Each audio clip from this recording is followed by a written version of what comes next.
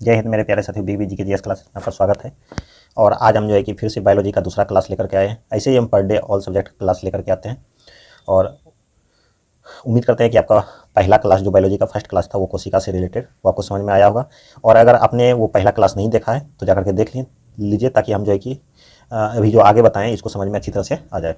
तो चलिए बिना देर करते हुए हम थोड़ा सा पिछले क्लास में हमने क्या क्या पढ़ा था उसको एक बार रिकॉल कर लेते हैं ताकि हम आगे जो है समझने में हमें आसानी हो। तो हमने दरअसल पढ़ा था कि कोशिका के बारे में, कोशिका जीव विज्ञान के बारे में जो हमने पढ़ा था। तो जीव विज्ञान का जनक किसे कहते हैं? अरस्तु। और जीव विज्ञान की दो शाखा होती है, एक जंतु विज्ञान, एक पादप विज्ञान, जिसे जूलॉजी और बॉटनी के भी नाम से जानते हैं। जंतु विज्ञान का जनक जो है अरस्तु को माना जाता है और पादप विज्ञान का जनक को जो है हम थियोफ्रेटस के नाम से जानते हैं। और दरअसल मानव जीवन की जो भौतिक इकाई है, सबसे छोटी इकाई अगर पूछा जाए तो वो क्या आता है? वो कोशिका होता है, जिसे हम सेल के भी नाम से जानते हैं। और कोशिका की खोज जो है किसने किया था? रॉबर्ट हुक ने किया था। लेकिन रॉबर्ट हुक ने जो कोशिका की खोज की थी वह मृत कोशिका की खोज की थी, लेकिन जीवित कोशिका की खोज किसने की थी? तो लुईवेनहॉक ने किया था। तो हमारा जो शरीर जो निर्माण हुआ है वो उसकी सबसे सूक्ष्मतम इकाई अगर पूछेगा तो क्या है? तो वह कोशिका है। तो कोशिका से बहुत सारे ऊतक का निर्माण है, ऊतक के कई ऊतक मिल करके हमारा अंग का निर्माण हुआ है, और कई अंग मिल करके हमारे तंत्र का निर्माण हुआ है, और कई तंत्र का निर्माण होकर के हमारा शरीर का निर्माण हुआ है।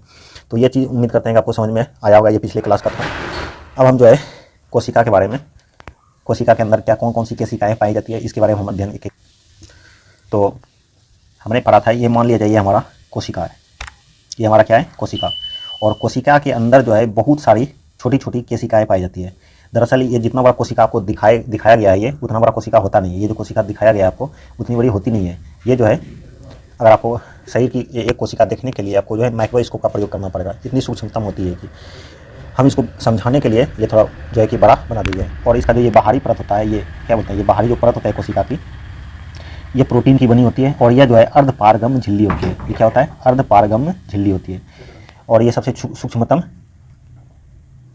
माफ़ कीजिएगा, ये जो है कि प्रोटीन की ये जो झिल्ली बनी होती है किसकी बनी होती है? प्रोटीन की बनी होती है।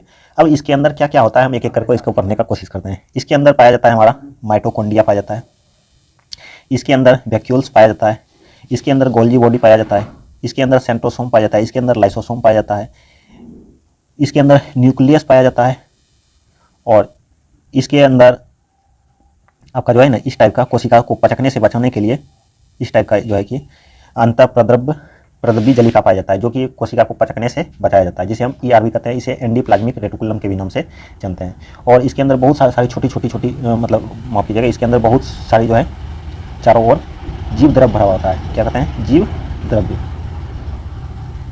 इसके अंदर बहुत जो है जीव द्रव्य भरा होता है, ताकि इसे कोशिका के अंदर जो जितनी सारी कोशिकाएं पाई जाती है आपस में घर्षण से होने से बचने के लिए इसके अंदर जीव द्रव्य पाया जाता है। और जीव द्रव्य का जो है कि नामांकन किसने किया था? पुरकिंजे ने। और इसको जो है जीवन की भौतिक इकाई बताया गया। जीव द्रव्य को जो है जीवन की भौतिक इकाई बताता है। अगर इसमें जीव द्रव्य की यानी कि जीव द्रव्य में अगर 1% का भी पानी का कमी हो जाएगा तो आपको बहुत जोर से प्यास का महसूस होगा। इसीलिए इसको जो है जीवन का भौतिक इकाई जो है बताया गया है जीव द्रव्य को। अब इसके अंदर क्या ये जितने भी सारे कोशिकाएं पाई जाती है सभी को एक एक करके हम अध्ययन करेंगे, और किसका क्या कार्य है इसके बारे में हम डिटेल से पढ़ने का कोशिश करते हैं और समझने का कोशिश करते हैं। जैसे मान लीजिए हम इसके अंदर जो माइटोकॉन्ड्रिया पाया जाता है, माइटोकॉन्ड्रिया, तो माइटोकॉन्ड्रिया का क्या कार्य है? माइटोकॉन्ड्रिया,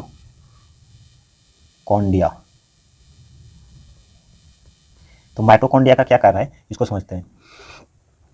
दरअसल माइटोकॉन्ड्रिया जो होता है यह इसको सेल का पावर हाउस कहा जाता है। यह शक्तिगिरी या पावर हाउस के भी नाम से जानते हैं। बहुत सारे क्वेश्चन में आपको एग्जाम में जो है कि आपको देखने को मिला होगा कि कोशिका का शक्तिगिरी या पावर हाउस किसे कहते हैं? तो माइटोकॉन्ड्रिया को कहते हैं। मान लीजिए ये माइटोकॉन्ड्रिया है और इसके अंदर इस टाइप का एक संरचना होता है। इस संरचना को हम क्रिस्टी कहते हैं। क्या कहते हैं? इस संरचना को हम क्रिस्टी कहते हैं, क्रिस्टी। और अगर पूछेगा कि माइटोकॉन्ड्रिया का खोज किसने किया था, तो माइटोकॉन्ड्रिया का खोज जो है किसने किया था? यह अल्टमैन ने किया था। किसने किया था? अल्टमैन ने माइटोकॉन्ड्रिया का खोज जो है अल्टमैन ने किया था।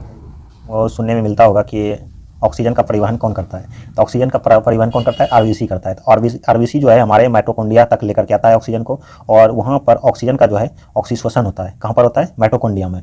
और जब ऑक्सीजन का ऑक्सीश्वसन पूरा, वहाँ पर जो ऑक्सीश्वसन माइटोकॉन्ड्रिया में पूरा होता है तो उससे क्या होता है? एक क्रेब्स चक्र चलता है। जिसे इसके अंदर एक क्रेब्स चक्र चलता है, क्रेब्स साइकिल चलता है, क्रेब्स साइकिल। और ये क्रेब्स साइकिल जब पूरा होता है तो इसके दौरान एक 38 एटीपी का निर्माण होता है, 38 एटीपी का निर्माण होता है। और इस 38 एटीपी का जो निर्माण होता है, दरअसल एटीपी होता क्या है, एटीपी जो है एडिनोसिन ट्राइफॉस्फेट होता है। क्या होता है? Adenosine triphosphate. और ये 38 एटीपी मिल करके एक ग्लूकोज का निर्माण करता है। क्या करता है? एक ग्लूकोज का नाम ग्लूकोज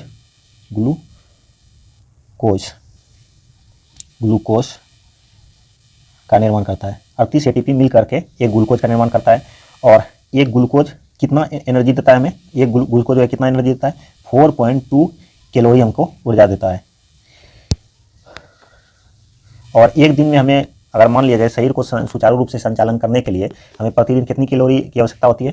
तो लगभग अगर देखा जाए तो कम से कम आपको 2500 कैलोरी आपको चाहिए ही चाहिए, 2500 कैलोरी। तभी जो है कि आपका शरीर ठीक ठाक काम करेगा। तो इसको हम फिर से एक बार समझते हैं। जैसे इसके अंदर ये है हमारा कोशिका का ये हमारा क्या है? कोशिका। और इसके अंदर देखिए माइटोकॉन्ड्रिया पाया जाता है। ये माइटोकॉन्ड्रिया को हम क्या किए हैं? जूम किए हैं।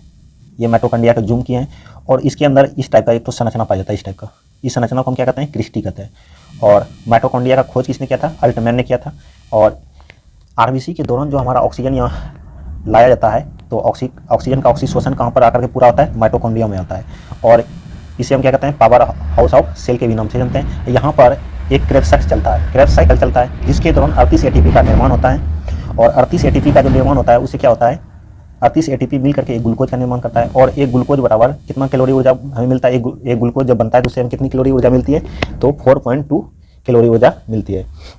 और 4.2 कैलोरी जो है ऊर्जा मिलती है। और अगर पूछेगा कि मनुष्य को सुचारू रूप से चलाने के लिए एक दिन में कितनी कैलोरी की आवश्यकता होती है? तो 2500 कैलोरी की आवश्यकता होती है। उम्मीद करते हैं कि आपको ये चीज़ जो है ना माइटोकॉन्ड्रिया के बारे में जितने भी चीज़ बताया गया है वो सब चीज़ आपको समझ में आया होगा।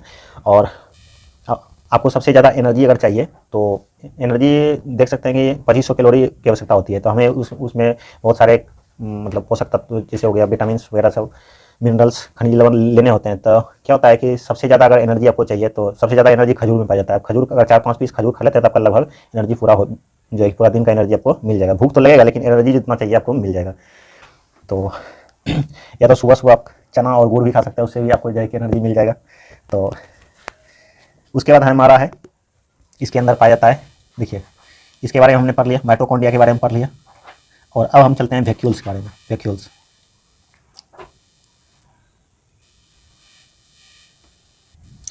अब हम दूसरा पढ़ने वाले हैं वैक्यूल्स, जिसे हम हिंदी में रसधानी के भी नाम से जानते हैं। रसधानी जिसे हम अंग्रेजी में वैक्यूल्स भी कहते हैं। ये क्या कहता है? राजधानी का मुख्य कार्य होता है कि ये जो है जल का यानी स्टोर करके रखना होता है। उसके बाद है इसके अंदर पाया जाता है, इसके बाद इसके अंदर क्या पाया जाता है? अंतःप्रद्रव्य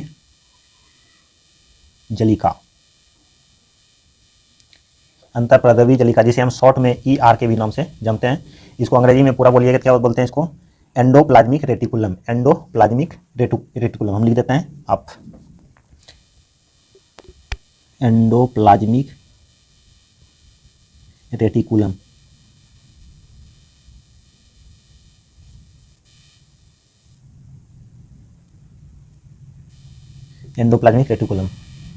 और इसकी संरचना जो है ये सब चीज़ हम नंगी आंखों से नहीं देख सकते। अगर ये चीज़ हमें देखना होगा तो उसके लिए क्या करना पड़ेगा? हमें माइक्रोस्कोप का प्रयोग करना पड़ेगा। ये मान लिया जाए हमारा एंडोप्लाज्मिक रेटिकुलम है और इसके अंदर भी जो एक इस टाइप का संरचना पाया जाता है और इस टाइप का संरचना पाया जाता है। और ये जो संरचना होती है ये संरचना जो होती है हमारा, ये दरअसल एक साइड रफ होता है और एक साइड क्या होता है कि पूरा जो है ना चिकनाहट होता है, पूरा चिकना होता है। और इसको अगर तीर के देखिएगा आप, इसको अगर तीर के बाहर साइड में देखिएगा तीर करके मतलब, तो इसमें जो है एक साइड क्या होता है? रफ भाग होता है और एक साइड चिकना भाग होता है। तो इसके बारे में हम थोड़ा सा बाद में चर्चा करेंगे, लेकिन इसका पहले कार्य क्या होता है इसको हम पढ़ लेते हैं। एंडोप्लाज्मिक रेटिकुलम का दरअसल मुख्य कार्य होता है कि यह जो है कि कोशिका को पचकने से बचाता है। यह जो है कि कोशिका का कंकाल का काम करती है। यह क्या करता है? एंडोप्लाज्मिक रेटिकुलम क्या करता है? कोशिका का कंकाल का काम करती है। कोशिका का कंकाल का काम करती है। यह मतलब दबने से या पचकने से इसको बचाता है। तो उसके बाद है कि यह जो एंडोप्लाज्मिक रेटिकुलम होता है, इसमें जो ये झिल्ली होती है, यह जो है दरअसल एक साइड स्मूथ होता है, एक साइड क्या होता है, खुरदरा होता है, यानी रफ होता है। तो इसका जो दो भाग होता है, इसमें एक साइड क्या होता है, स्मूथ, स्मूथ, जिससे क्या होता है, वसा का निर्माण होता है। क्या होता है, वसा का निर्माण। दूसरा क्या साइड क्या होता है कि रफ होता है, रफ। और यह रफ वाला जो भाग होता है, यह दरअसल प्रोटीन का निर्माण करता है, प्रोटीन का निर्माण करता है। और यह जो है प्रोटीन जो है दो प्रकार का निर्माण करता है, एक 70S और एक 80S का निर्माण करता है। अब 70S 80S क्या होता है, इसको समझते हैं।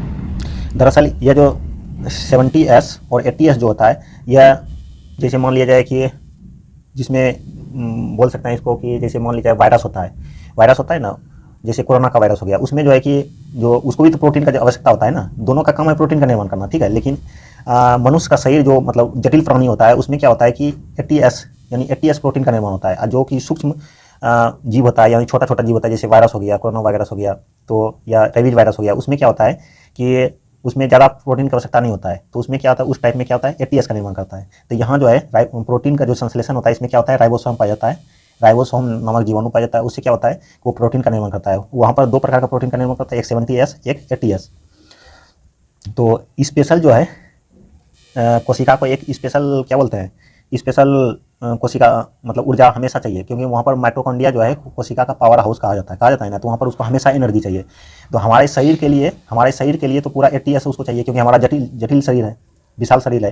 तो 70S से तो हमारा पूर्ति होगा नहीं, तो इसीलिए से हमें 80S की जरूरत होती है। लेकिन इस 70S का कहाँ पर जरूरत है, तो माइटोकॉन्ड्रियम में याद रखिए, वहाँ पर जो श्वसन हमेशा 24 घंटा जो श्वसन होते रहता है, तो वहाँ पर उसको एक विशेष ऊर्जा चाहिए। तो वहाँ पर ज़्यादा ऊर्जा का जरूरत तो होता नहीं, श्वसन करने के दौरान कम ही ऊर्जा का जरूरत होता है, इसलिए वहाँ पर 70S का जरूरत पड़ता है।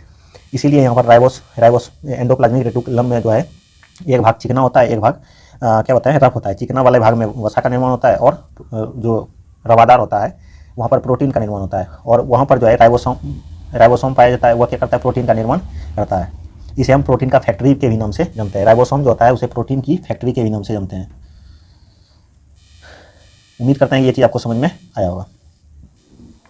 अब इसके अंदर पाया जाता है और सेंट्रोसोम।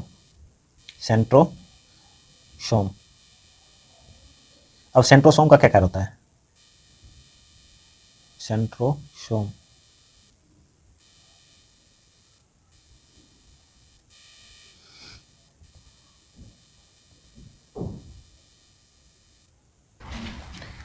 अब सेंट्रोसोम का क्या कार्य होता है, सेंट्रोसोम का मुख्य कार्य होता है कोशिका का विभाजन करना। क्या होता है, कोशिका का विभाजन करना। मान लिया जाए कि हमारे बॉडी के अंदर जो है कोई कोशिका जो है मर गई है या हानिकारक स्थिति में पहुंच गया है, वह जो है कि हमारा निर्माण नहीं, मान लीजिए माइटोकॉन्ड्रिया है, या फिर गोल्जी बॉडी है, या फिर न्यूक्लियस ही हो गया मान लिया जाए, या फिर कोशिका, कोई भी कोशिका हो गया मान लिया जाए, तो उसे क्या होता है कि वह जो है कि मर गया है। तो अब वहाँ पर क्या करना है कि पुनः नई कोशिका का निर्माण करना है। तो कौन करेगा, वह कार्य कौन करेगा, तो यह जो है हमारा सेंट्रोसोम करेगा। अगर देखा जाए कोशिका विभाजन हमारे शरीर का सबसे अधिक कहाँ पर होता है, तो सबसे अधिक अगर कोशिका विभाजन पूछा जाए कहाँ पर होता है, तो हमारा लीवर जो होता है ना, लीवर में हमारा सबसे अधिक कोशिका विभाजन होता है। और अगर पूछेगा सबसे कम कहाँ होता है, तो मस्तिष्क में जो है यानी दिमाग में हमारा कोशिका विभाजन बिल्कुल ना के बराबर होता है। और जानवरों में अगर देखना चाहें तो मान लीजिए, देखिए छिपकली हो गया, छिपकली का पूछ अगर आप काट भी दीजिएगा तो देखिए उसमें एक नई जो है कि नया पूछ होने में ज़्यादा दिन का वक्त नहीं लगता, 3 से 4 दिन में हो जाता है। तो उसी तरह से उसको क्या होता है, कोशिका विभाजन हो। जैसे मान लीजिए हमारे पर कहीं पर कट गया, छट गया, कहीं पर कट गया, तो वहाँ का कोशिका तो मर गया ना, तो वहाँ पर कोशिका को पुनः जो है कि भरने के लिए क्या करेगा, सेंट्रोसोम क्या करेगा, आसपास का जो कोशिका होगा उसको क्या करेगा, पुनः जो है कि वहाँ पर भर देगा। और वह जो भर देगा तो उसे क्या करेंगे हम, कोशिका विभाजन कहेंगे। जैसे मान लीजिए कहीं पर हड्डी टूट गया, तो उसे ज्वाइन करने के लिए कोशिका विभाजन होगा, तभी तो वहाँ पर ज्वाइंट होगा। तो इस तरह की क्रिया कौन करता है, हमारा सेंट्रोसोम करता है। उसके बाद है हमारा गोल्जी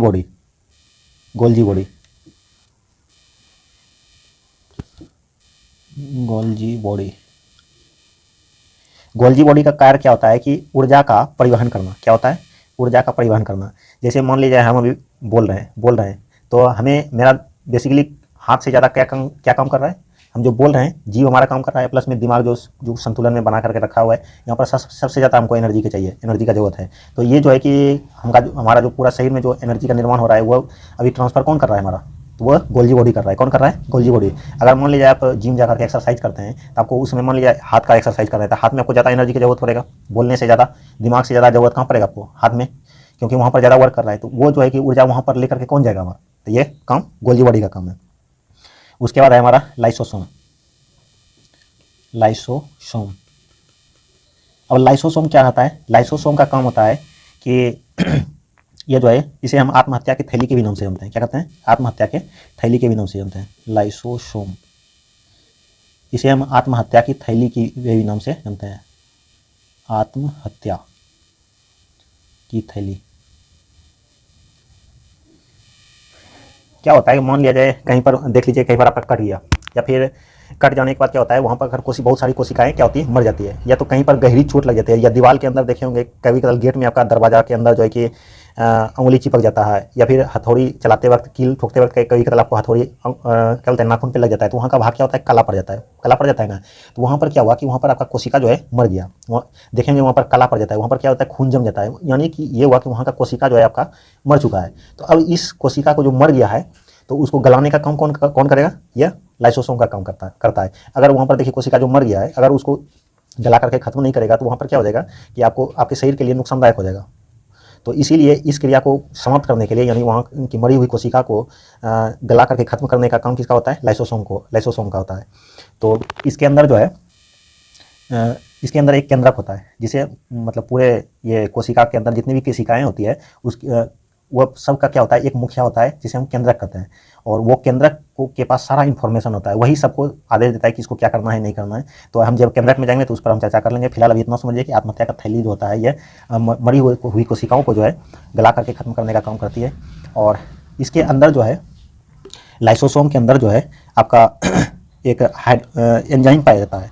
वो कौन सा एंजाइम पाया जाता है? हाइड्रोलाइटिक एंजाइम पाया जाता है। Hydrolytic enzyme. क्वेश्चन पूछेगा कि लाइसोसोम के अंदर कौन ऐसी एंजाइम पाया जाता है जो क्या बोलते हैं मरी हुई कोशिका को गला करके खत्म कर देता है। तो कौन सा एंजाइम पाया जाता है? हाइड्रोलाइटिक एंजाइम पाया जाता है। तो यह कोशिका जो मरी हुई कोशिका इसे क्या करते हैं? गला करके खत्म कर देते हैं। आपने कभी कदाल देखा होगा, कभी कदाल सुना होगा, इसको आत्महत्या का थैली क्यों कहते हैं? इसके अंदर जो केंद्रक जो पाया जाता है ना, कभी कदाल केंद्रक जो है ना, कभी खतरनाक वायरस के संपर्क में आकर के वह जो है अपना जो उसका जो कार्य होता है वह अपना सारा कार्य को भूल करके वो वायरस की बातों को यानी वायरस के संपर्क में जब आ जाता है तो वह जो है अपना सारा इन्फॉर्मेशन भूल करके उसका इन्फॉर्मेशन को कॉपी करने लगता है। तो उस स्थिति में क्या होता है कि सेंट्रोसोम जो है कि अपने आप को ही फाड़ देता है। जब फाड़ देता है तो पूरा कोशिका ही मर जाता है, इसीलिए इसको आत्महत्या का थैली भी कहते हैं। अब है इसके अंदर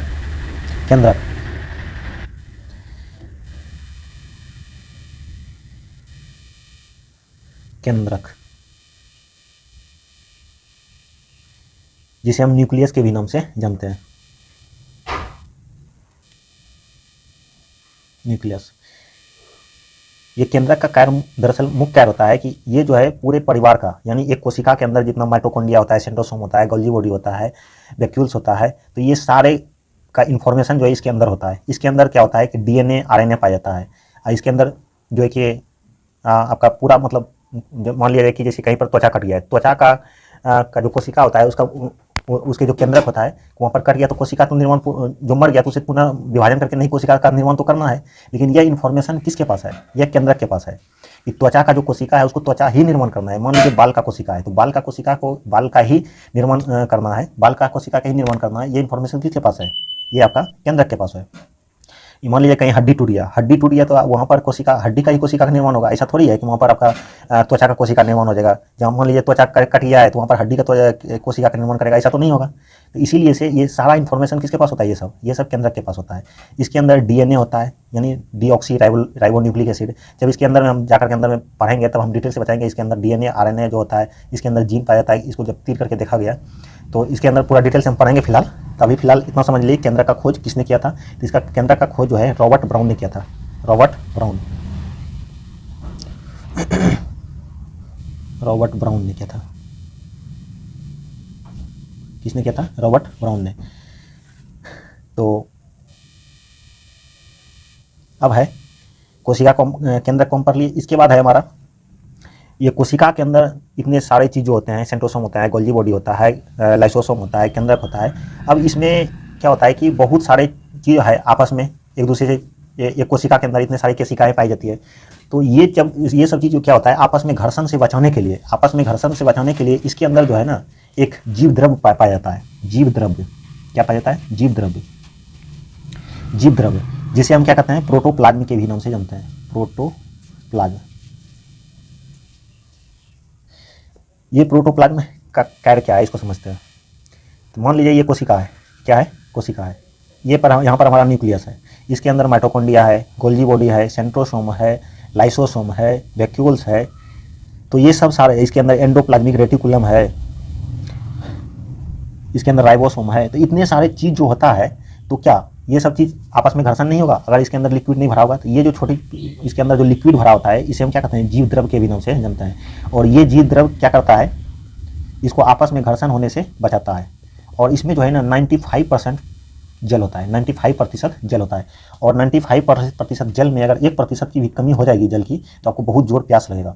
और अगर इसमें 2 से 3 यानी 3 से 4% का अगर जल का कमी हो गया, तो समझ लीजिए आपको जो है ना पानी उनी चढ़ाने का जरूरत पड़ जाएगा। और मान लीजिए कि कभी कभी ऐसा मौका आता है, जैसे मान लीजिए डायरिया हो जाता है, डायरिया होता है ना, तो उस दौरान क्या होता है, देखिए आपको शरीर में पानी की कमी हो जाती है तत्काल। तो क्या कहता है, डॉक्टर लोग पानी चढ़ा देता है आपको। और कभी कभी शरीर में होता है 8 से 10% का पानी का कमी होता है, तो उस स्थिति में क्या होता है, बिल्कुल मृत्यु ही हो जाता है इंसान की। तो ये जो इसके अंदर जो जीव द्रव्य पाया जाता है, कितना पाया जाता है इसमें? जीव द्रव्य में कितना पानी की मात्रा होती है? तो 95% होता है। और इसका नामांकन किसने किया था? ये जो जीव द्रव्य है इसका नामांकन किसने किया था? नामांकन पुरकिंजे ने किया था। किसने किया था? इसका जीव द्रव्य का नामांकन किसने किया था? तो पुरकिंजे नामक वैज्ञानिक ने किया था। और इस जीव द्रव्य को जीवन का आधार किसने बताया? इसके अंदर जो नामकरण तो पुरकिंजे ने किया, लेकिन इस जीव द्रव्य के अंदर जो है ये जीवन की भौतिक आधार किसने बताया? तो ये हेक्सले नामक वैज्ञानिक ने बताया। हेक्सले नामक ने बताया कि यह जीवन का क्या है? आधार है। जीवन का आधार है, इसके बिना हम जीवन की कल्पना नहीं कर सकते। तो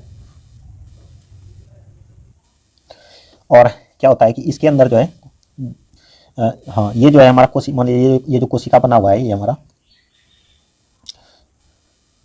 जो हमारा कोशिका बना हुआ है, ये कोशिका जो हमारा बना हुआ है, ये झिल्ली बना होता है। ये क्या चीज़ का? प्रोटीन का बना होता है, प्रोटीन का झिल्ली बना होता है।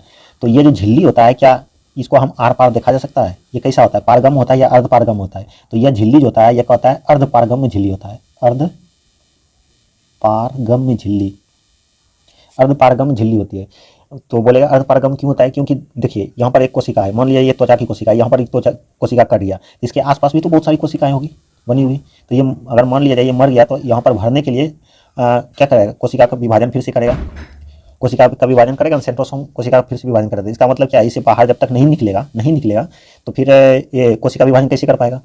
मान लीजिए देखिए कहीं पर होता है कि आपको क्या बोलते हैं, गोल्जी बॉडी का काम क्या है कि ऊर्जा का परिवहन करना।